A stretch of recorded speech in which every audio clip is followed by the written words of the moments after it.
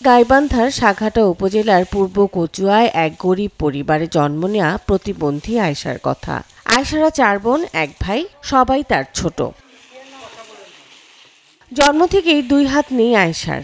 অন্যের সহায়তা ছাড়া একা চলার ভাবনা থেকেই হাতের কাজগুলো আস্তে আস্তে পা দিয়ে করার চেষ্টা করতে থাকেন তিনি। এখন পা দিয়েই কাঁথা সেলাই, ল্যাপটপ চালানো, মোবাইলে কথা বলা, রান্না করা, গোসল করা সহ সব কাজ করছেন অন্যের সাহায্য ছাড়া। আয়েশা এখন এলাকার জন্য অনুকরণীয় দৃষ্টান্তে পরিণত হয়েছেন।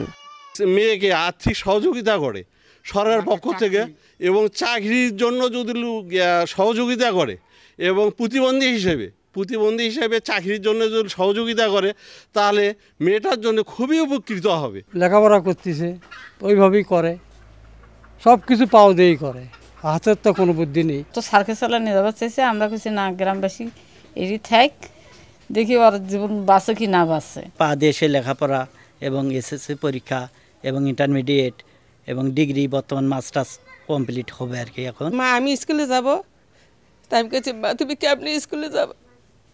মা আমি ওইভাবে স্কুলে যাব। তো কাছে আচ্ছা মা আমি তোমাকে স্কুলে দিয়ে আসবো। সকালে আমি ওই প্রাইমারি স্কুলে নিয়ে গেলাম, মাস্টাররা কাছে চাইছি ওই কীভাবে পড়াশোনা করবে, চাইছি ওর তো 2টা হাত নাই, ওর 2টা পা খালি, ওই তো কিচ্ছু করে বাবা নাই।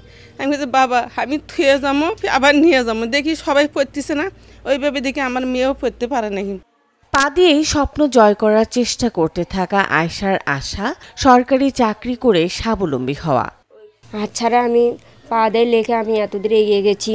আমি পা দিয়ে সব কিছু করতে পারি, যাদের হাত আছে তারাও যেরকম করতে পারে আমিও এরকম করতে পারি। এখন আমি গাইবান্ধা সরকারি কলেজে মাস্টার্সে পড়ি। শিক্ষা, উপবৃত্তি সহ বিভিন্ন সুযোগ দিয়ে পাশে থাকার প্রতিশ্রুতির কথা জানালেন সমাজসেবা অধিদপ্তর। প্রতিবন্ধী ভাতা সেটা আমরা ইতিমধ্যে তাকে দিয়েছি, তার শনাক্তকরণের কার্ডটি সহ তাকে ভাতা দেওয়া হয়েছে। এখন তাকে সহযোগিতা করার ক্ষেত্রে আমরা হয়তো সমাজ কল্যাণ পরিষদ থেকে তাকে কিছু আর্থিক সহযোগিতা করতে পারবো। মেধাবী ও স্বপ্নচারী প্রতিবন্ধী আয়েশার স্বপ্ন জয়ের চেষ্টা সফল করতে তাকে একটি সরকারি চাকরি দেওয়ার দাবি স্বজন ও এলাকাবাসীর। Desk report, channel 24।